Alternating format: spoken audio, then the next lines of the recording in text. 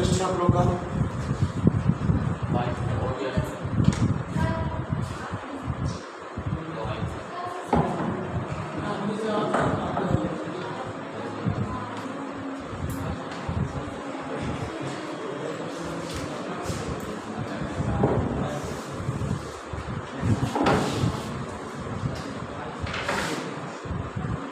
Last class में क्या पढ़े तुम लोग?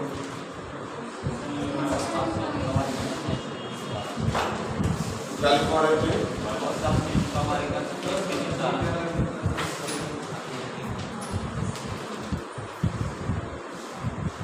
अच्छा, ठोस सबसिस्ट का वर्गीकरण लिखिए। जो लोग पढ़े थे जैव निम्नीकरणीय और जैव अनिम्नीकरणीय, उसी को लिखवाएंगे।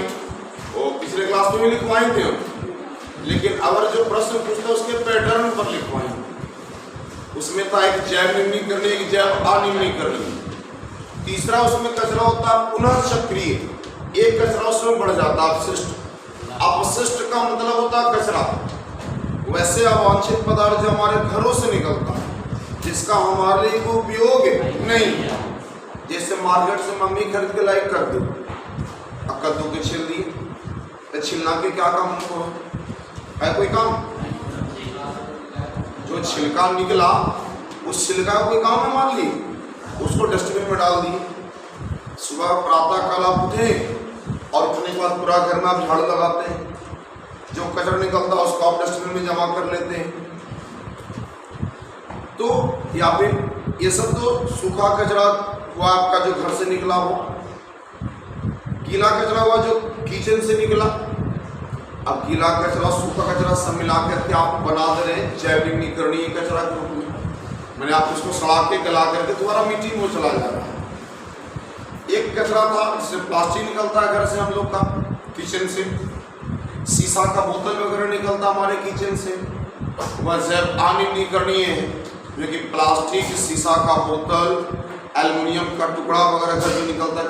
आजकल फैशन हो एल्युमिनियम डोर बनने का, एल्युमिनियम का गेट आजकल बनता है हर जगह, और बाथरूम के लिए स्पेशली, पूजा घर के लिए।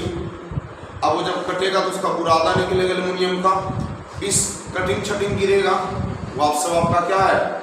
जैव अनिम्नीकरण। उसको कोई काम नहीं है, न गलेगा न सड़ेगा। तो उसी जैव अनिम्नीकरणीय कचरा में से कुछ ऐसे कचरे होते हैं जिन कचरों का दोबारा उपयोग किया जा सकता हम लोगों के लिए, या कुछ जैव निम्नीकरणीय कचरे उनमें से भी उसका दोबारा इस्तेमाल किया जा सकता है। जैसे आज आप लोग पढ़ रहे हैं, अभी तक लगातार पढ़ के आए हैं 11 क्लास तक। जब आप पढ़ते हैं तो सिलेबस खत्म होता है, सिलेबस खत्म होने के बाद क्या करते हैं हम लोग? तो जैसे ही सिलेबस खत्म होता है हम लोग का, मैंने क्लास खत्म होता है, तो पूरा एक साल की कॉपी हो जाती है। बहुत से बच्चे उस कॉपी को बेच देते होंगे, या बहुत से बच्चे उस कॉपी को क्या करते होंगे? रख के विद्या माता, विद्या बेचने से खत्म हो जाता है। ऐसी कई प्रचलन है बच्चों के बीच कि अगर विद्या को बेचेंगे तो क्या हो जाएगा? नाश हो जाएगा। लेकिन ऐसी कोई बात नहीं, उसको कल आप बेचिएगा, फैक्ट्री में जाएगा, गलेगा, दोबारा वो कॉपी बन के आ जाएगा। एक बार जब एक वृक्ष से बनाया जाता है कॉपी को, उसका 7 टाइम रिसाइकल होता है, 7 बार रिसाइकल होता है। लेकिन अगर आप कॉपी घर में रखे हुए रह जाते हैं खरीद के, तो आप पेड़ कटने के लिए विवश कर रहे हैं फैक्ट्री वालों को। उसको पेड़ काटना पेपर के लिए मजबूरी है, क्योंकि उसका फैक्ट्री चल रहा है, तो बनाएगा पेपर होने वाला डेली कॉपी। और आप जो कॉपी आ रहा है उसको रिसाइकल के लिए बेच नहीं रहे। उसे रिसाइकल के लिए बेचिएगा तो मान लीजिए 1 लाख कॉपी चाहिए प्रत्येक दिन, और रिसाइकल से अगर 20,000 कॉपी बन जा रहा है तो 80,000 के लिए चाहिए हमको पेड़ काटना। लेकिन हम रिसाइकल के लिए दे ही नहीं रहे, पुनः चक्रण के लिए कॉपी बेच ही नहीं रहे, घरे सजा के रख ले, दिया खा जाएगा। तो हम 20,000 कॉपी जो रिसाइकल होकर के बनता वो नहीं देंगे अगर फैक्ट्री को रिटर्न करके, तो क्या हो जाएगा? हमारे देश से वनोन्मूलन की स्थिति आ जाएगी, जो है आजकल कंडीशन। अच्छा, आज पेपर का बहुत ज़्यादा डिमांड भी बढ़ा हुआ है, क्योंकि आज ऐसा कोई घर नहीं जिसका बच्चा पढ़ नहीं रहा है। आज के 30 साल 20 साल पहले पढ़ाई के प्रति इतनी लोगों के बीच में नहीं था, लोग नहीं पढ़ते थे इतना आदमी, लेकिन अब पढ़ाई के प्रति लोगों का बहुत बड़ा जागृति हुई। सब आदमी पढ़ना चाह रहा है, कोई ऐसा नहीं जो पढ़ना नहीं चाहता है, सबको पढ़ाई चाहिए। अब जब सबको पढ़ाई चाहिए तो उसके लिए कॉपी चाहिए सबको। पहले सुनते हैं कि तीसरा चौथा तक सिलेक्टर पर लिख लेते थे, अब 1 क्लास के बच्चा को कॉपी चाहिए। यूकेजी में जाता है तो उसको 3 लाइन वाला कॉपी चाहिए, 3-4 तरह के सीबीएसई स्कूलों में। अब ले तो कॉपी का इतना डिमांड बढ़ा कि पेड़ कटेगा ही। तो जो कॉपी अपने घरों में उसको बेचिए, जो खत्म हो गया उसको। हाँ, कब तक रखना है? जब तक उस क्लास में है या इम्पोर्टेंट कॉपी उसको रखा जाए, मैं आपको आगे फ्यूचर में काम दे सकता है। जिसका कोई इम्पोर्टेंस नहीं, उस रखने से कोई फायदा। वो आपके लिए कचरा है, और कचरा को घर में नहीं बाहर रखना। और आगे बढ़िए, जैव अनिलीकरणीय में से शीशा का बोतल है।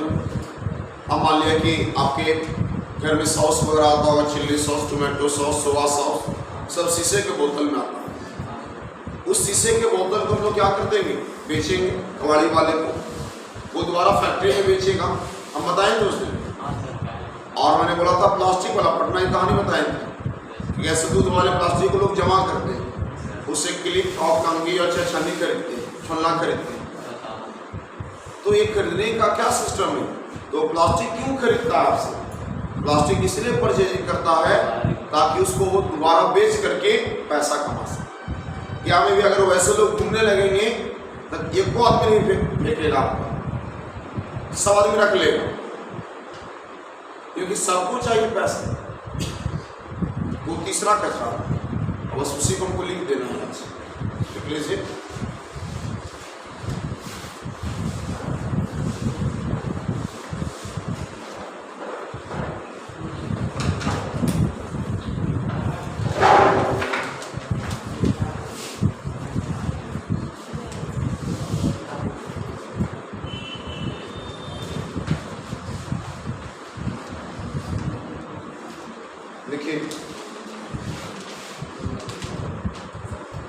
ठोस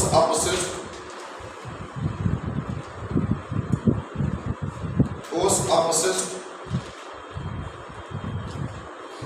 में वे सभी चीजें, ठोस अपशिष्ट में वे सभी चीजें सम्मिलित हैं, वे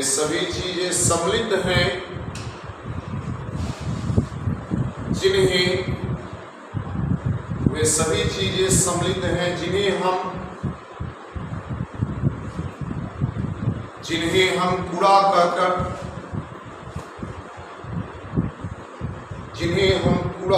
करकट कहते हैं।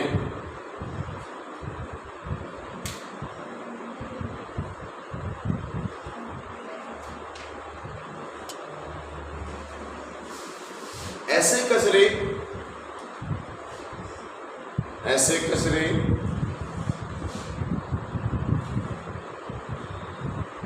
नगर पालिका द्वारा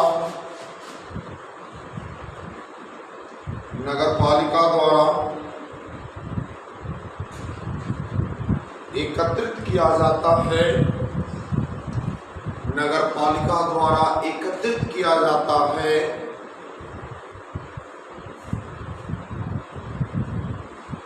नगर पालिका द्वारा एकत्रित किया जाता है। एकत्रित किया जाता है, इसलिए इसे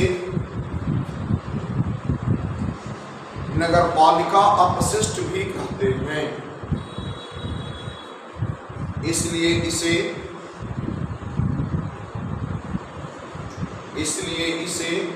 नगर पालिका अपशिष्ट भी कहते हैं। इसलिए इसे नगर पालिका अपशिष्ट भी।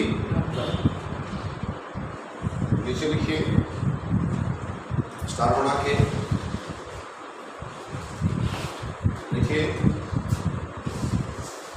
मानव की विभिन्न गतिविधियों से, मानव के विभिन्न गतिविधियों से, मानव के विभिन्न गतिविधियों से निष्कासित होने वाले, मानव के विभिन्न गतिविधियों से निष्कासित होने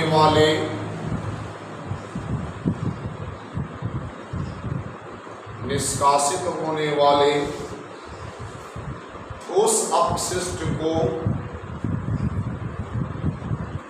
ठोस अपशिष्ट को तीन वर्गों में बांटा जा सकता है। तीन वर्गों में बांटा जा सकता है।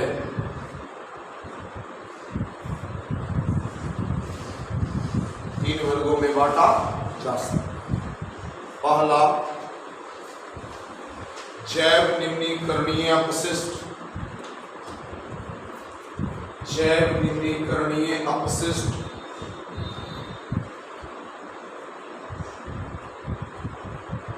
जैव निम्नीकरणीय अपशिष्ट। दूसरा, जैव अनिम्नीकरणीय अपशिष्ट, जैव अनिम्नीकरणीय अपशिष्ट, जैव अनिम्नीकरणीय अपशिष्ट। और तीसरा, पुनः चक्रणीय अपशिष्ट, पुनः चक्रणीय अपशिष्ट, पुनः चक्रणीय अपशिष्ट।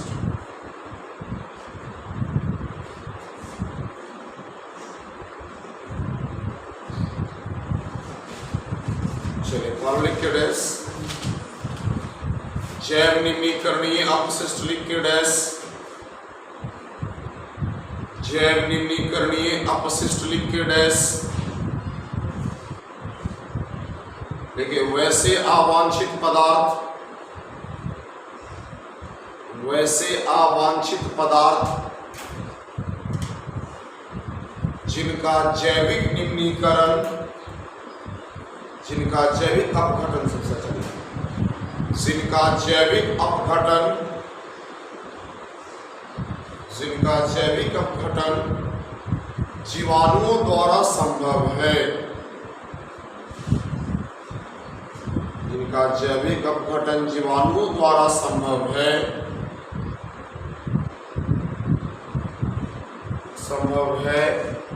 जैव निम्नीकरणीय अपशिष्ट कहलाता है। जैव निम्नीकरणीय अपशिष्ट कहलाता है। जैव निम्नीकरणीय अपशिष्ट कहलाता है।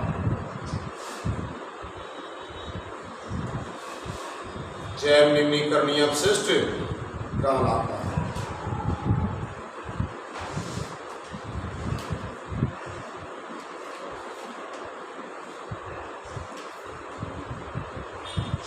लिखिए दूसरा, सॉरी जैसे में, तो पहले जैसे में पशुओं का मलमूत्र, पशुओं का मलमूत्र, कौमा कृषि द्वारा उत्पन्न अपशिष्ट, कृषि द्वारा उत्पन्न अपशिष्ट, कृषि द्वारा उत्पन्न अपशिष्ट, कौमा पेड़ पौधे के मृत शरीर, पेड़ पौधे के मृत शरीर, पेड़ पौधे के मृत शरीर, कौमा कागज, कागज, कौमा कपास से निर्मित कपड़े, कपास से निर्मित कपड़े, कपास से निर्मित कपड़े इत्यादि, कपास से निर्मित कपड़े इत्यादि। हाँ, क्या पढ़ा रहे थे बाबू? चलिए आगे दूसरा पॉइंट बनाइए, जैव अनिम्नीकरणीय कचरा। जैव अनिम्नीकरणीय कचरा, अरे कचरा वही होता रहता है, अपशिष्ट कोई कचरा है। जैसे कि कचरा घर से निकाल जाएगी 4 साल बाद,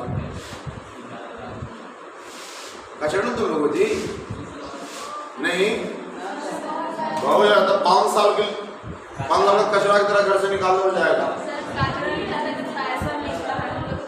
सर लो, नगर निगम पैसा नहीं लेते कचरा उठाने का, वैसी बेचारा क्या करे। हाँ, वो तो आपके पिताजी पैसा देते हैं इसलिए कि भाई ले जाओ, वो तो पता चलेगा पैसा ज्यादा खा कि कम था, तो जब एक बजा के तांडव करेगी तो पूरा पैसा सोल गार्जियन, क्योंकि उस बलाय को कौन टालेगा। तो बेचारा जो तैयार होता है टालने के लिए, उसको तो कुछ मिलना चाहिए ना, पुरस्कार राशि।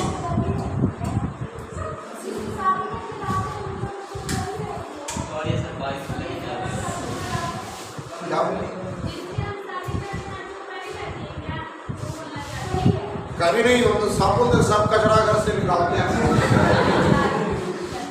हम तो बोले कि अब बताइए आप लोग कितना साल, 4 साल, 5 साल, 10 साल घर से निकाले जाएंगे ना। देखिए, जिस समय हिंदू सनातन धर्म के अनुसार कन्या का कन्यादान हो जाता है, उस समय से कन्या पराई हो जाती। उस समय जब कन्यादान हो गया तो बाप का अधिकार खत्म हो जाता है, कोई अधिकार नहीं, सारा अधिकार खत्म हो जाता है। जो कन्यादान करते हैं तो पूरा अधिकार पिता का खत्म, और वहां से पति का अधिकार शुरू हो जाता है, पूरा खत्म कहानी। वहां से पिता का कोई नहीं, वाज कहेगा कि यहाँ जाना तो वहाँ जाना है, परसों तो वहाँ। ये नहीं कि हमें पिताजी कह रहे, वो नहीं, पहले जमाना था खत्म। लेकिन नियम तो ये शास्त्रों के अनुसार कन्यादान के बाद नैहर पक्ष का कोई अधिकार नहीं होता है, सिर्फ और सिर्फ ससुराल पक्ष का अधिकार।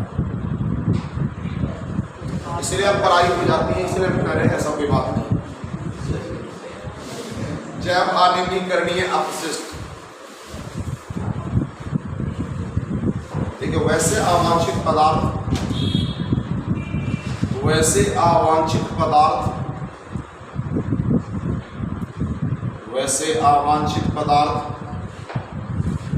जिनका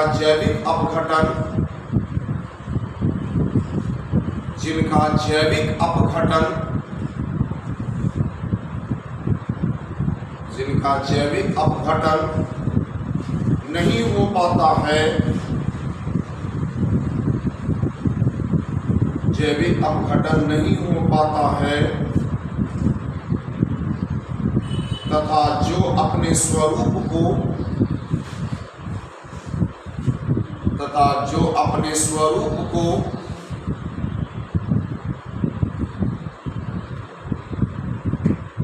हमेशा बनाए रखते हैं।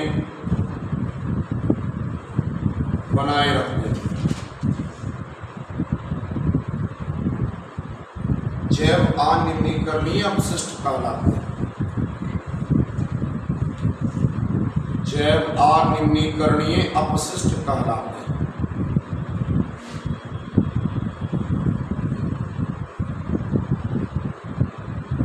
जैव अनिम्नीकरणीय अपशिष्ट कहलाते हैं।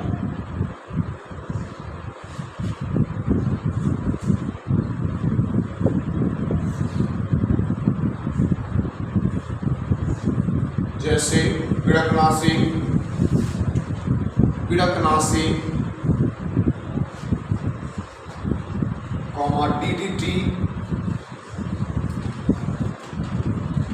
DDT, सीसा, शीशा,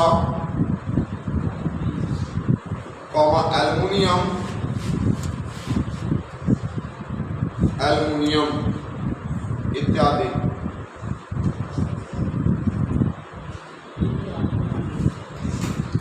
तीसरा लिखिएगा पुनः चक्रणीय अपशिष्ट,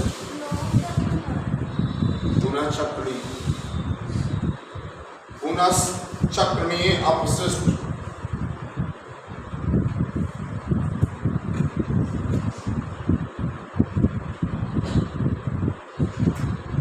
देखिए वैसे अपशिष्ट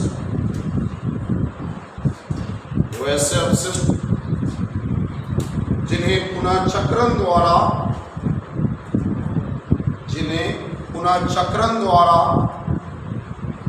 दोबारा उपयोग में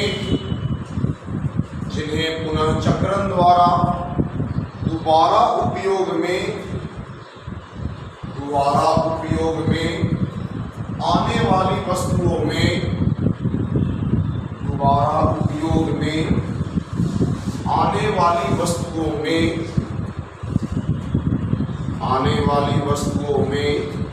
बदला जा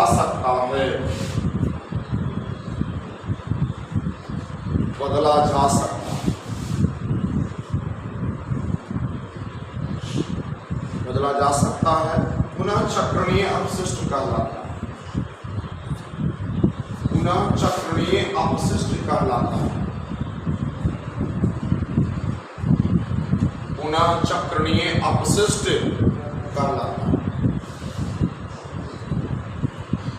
जैसे प्लास्टिक, लोहा, शीशा,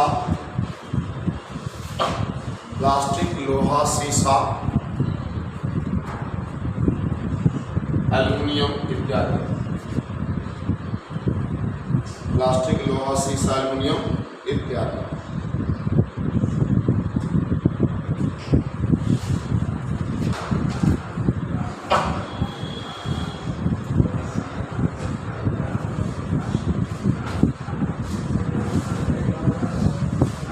चलिए अगला प्रश्न लिखिए, आगे प्रश्न लिखिए।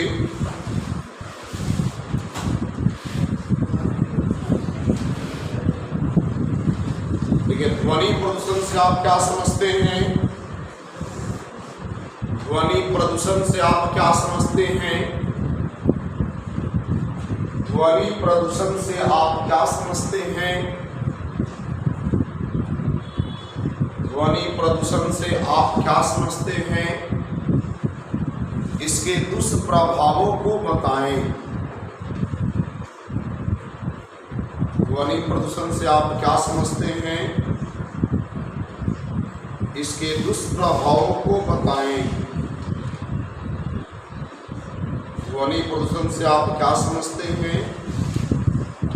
इसके दुष्प्रभावों को बताएं।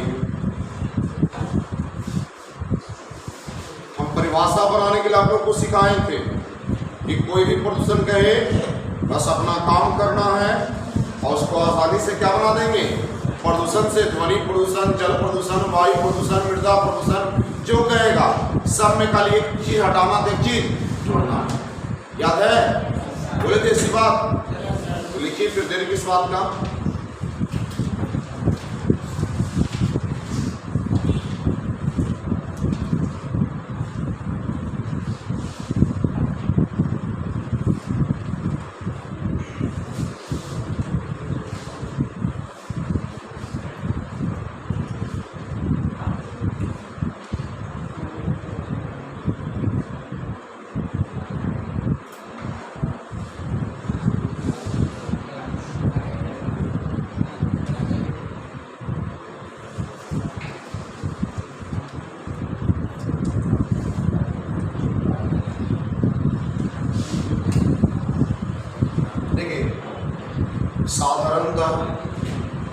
साधारणतः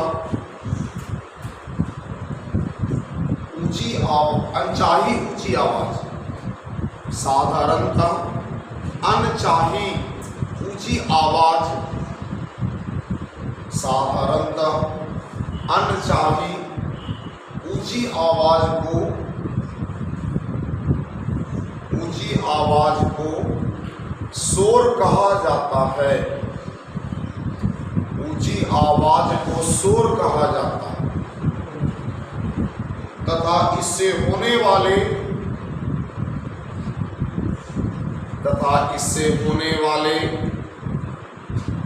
हानिकारक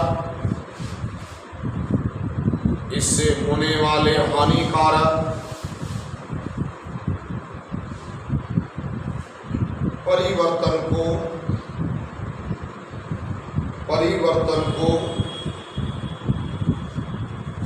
ध्वनि प्रदूषण कहते हैं।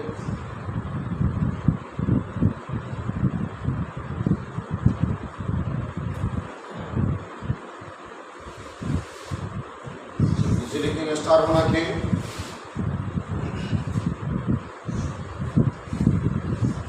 ध्वनि प्रदूषण के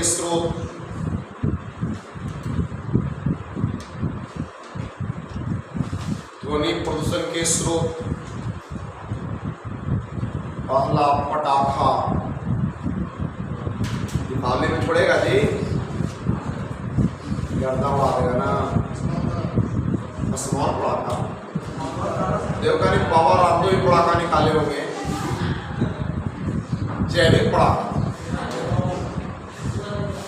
अब कान धुआं नहीं देगा कि आवाज नहीं देगा, कहीं लहरेगा ना। दूसरा पॉइंट एयरक्राफ्ट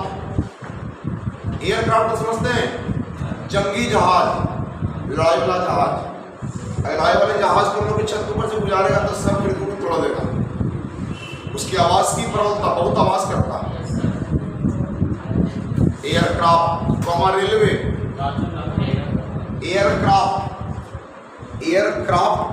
रेलवे, रेलवे के किनारे वाला आदमी बहिर हो जाता प्रॉपर होते हुए। अच्छा, मैक्सिमम सब खान मुस्लिम लोग होते हैं रेलवे किनारे। आप कहीं देख लीजिए, पूरी इंडिया के कहीं घूम लीजिए, अरे main station, main town, maximum जगहों पर हमने ऑब्जर्व किया। अच्छा, सबसे बड़ा दिक्कत है जो भी रेलवे किनारे रहे, हिंदू रहे, मुस्लिम, सिख, ईसाई जो रहे, रेलवे का जैसे पटरी पर चलता तब आवाज करेगा, उसका पोपू मारेगा, कान में चदरे फाड़ देगा, तो उसका ध्वनि भी खतरनाक है, प्रदूषण वाला ही है। पटाखा में आता, लेकिन जला के इससे कर लेगा, उन्हें मारा बूम। अब कितना गिलास कटोरा फाड़ देता है, लोटा फाड़ देता है। अच्छा, गांव में स्पेशली लोग लोटा पार्टी के लोटा घर के बाहर स्पेशल रखा हुआ रहता, आएगा कोई भी लेके जाता, वो गरे से डाल देगा बम। और सुबह बेचारे बाबा हल्के पटाखा फोड़ेंगे। अब बोरे बेचारे बाबा के जो पटाखा की आवाज उसको सुन के नींदा उठेगा, वो समझ रहा कि किसको गाली पड़ रहा है, फिर बैठ के खुलर हंसेगा गमछी ओढ़ के। गाँव में कितना प्रेम है कि जिस आदमी को गाली दिया जा रहा है, वो आदमी वहीं पर चौकी पर बैठ के गमछी ओढ़ लेगा, हंसेगा, कुछ बोलेगा नहीं। और बहुत गलत किया, जो भी किया गलत किया, ऐसे नहीं करना चाहिए बुढ़ा आदमी के। और वहीं पर है, वहीं पर गाली सुन रहा है और कुछ नहीं बोला, कोई लड़ाई नहीं, और हंसेगा आराम से। अच्छा, सबको पता है कि यही किया होगा, लेकिन कोई बोलने भी नहीं रहा। और सब कल सिस्टम है ना, बहुत गलत किया, परेशान करता पूरा आदमी के। इस दीपावली का पर्व आ रहा, महापर्व, लक्ष्मी पूजा। हर इंसान की चाहत होती कि लक्ष्मी हमारे घर में रहे, लेकिन लक्ष्मी उन्हीं के घरों में वास करती है जिनकी घरों में सरस्वती का वास है। जहां मां सरस्वती रहेंगी वहां लक्ष्मी को आना ही पड़ेगा, गारंटी। लेकिन जहां लक्ष्मी होंगे वहां सरस्वती जाएंगे, इसकी कोई गारंटी नहीं। इसलिए लक्ष्मी के पीछे मत भागिए, सरस्वती माँ के पीछे भागिए। जिस दिन माँ सरस्वती आपको मिल गई, माँ लक्ष्मी को आना ही पड़ेगा, क्योंकि माँ सरस्वती में इतनी शक्ति है कि वो माँ लक्ष्मी को ले आएंगे खींच करके। लेकिन माँ लक्ष्मी में इतनी शक्ति नहीं है कि वो माँ सरस्वती को खींच के ले आए। सोच लीजिए, इसलिए डिसाइड आप कीजिए कि क्या आपको करना, माँ सरस्वती चाहिए या माँ लक्ष्मी चाहिए? दोनों चाहिए तो बहुत अच्छी बात है। मतलब भले ही बोले कि अगर लक्ष्मी आपके घर में है तो सरस्वती नहीं आ पाएंगे, ये गारंटी नहीं है। लेकिन अगर माँ सरस्वती आपके घर में है तो लक्ष्मी आएगी, इसकी गारंटी है। इसलिए माँ सरस्वती मैंने पढ़ाई, माँ सरस्वती क्या होगा, पढ़ाई। तो अगर आपके पास एबिलिटी है अच्छी पढ़ाई का तो जॉब लगेगा, पैसा कमाएंगे, इसकी गारंटी। इसलिए माँ सरस्वती को खुश कीजिए। ये ना क्या आज बोल दिए कि माँ सरस्वती को खुश कीजिए तो बड़का कैलेंडर खरीद लेना घर जाके भी और डेली सुबह उठ के माता पास हो जाइए। इससे नहीं पास हो जाइएगा, पढ़ने से पास हो। अब तो पूरा मास में 95 कोरोना तरह फैल रहा है। लेकिन अगला पॉइंट, पर्वतों को डायनामाइट से तोड़ना, पहाड़ को तोड़ता है, पर्वतों को डायनामाइट से तोड़ना। इधर कष्टा परिया के लोग जानते होंगे, दुर्गे वाले आसपास काम के चला फाड़ देता था। अब तो बैन मिल है।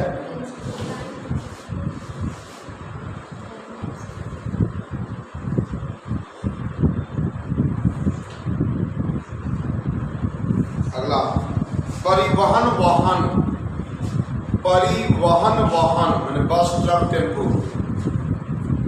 परिवहन वाहन, परिवहन वाहन।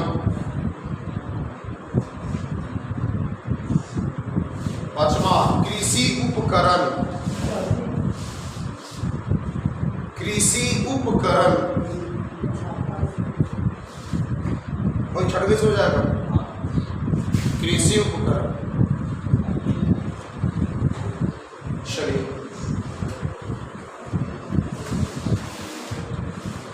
ध्वनि प्रदूषण के प्रभाव।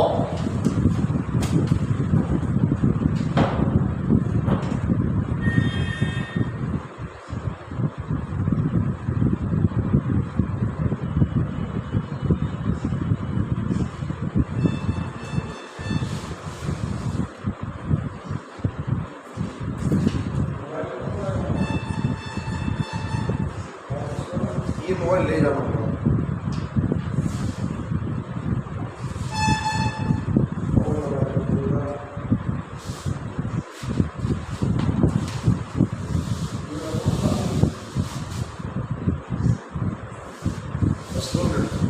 लिखो पॉइंट, पहला पॉइंट,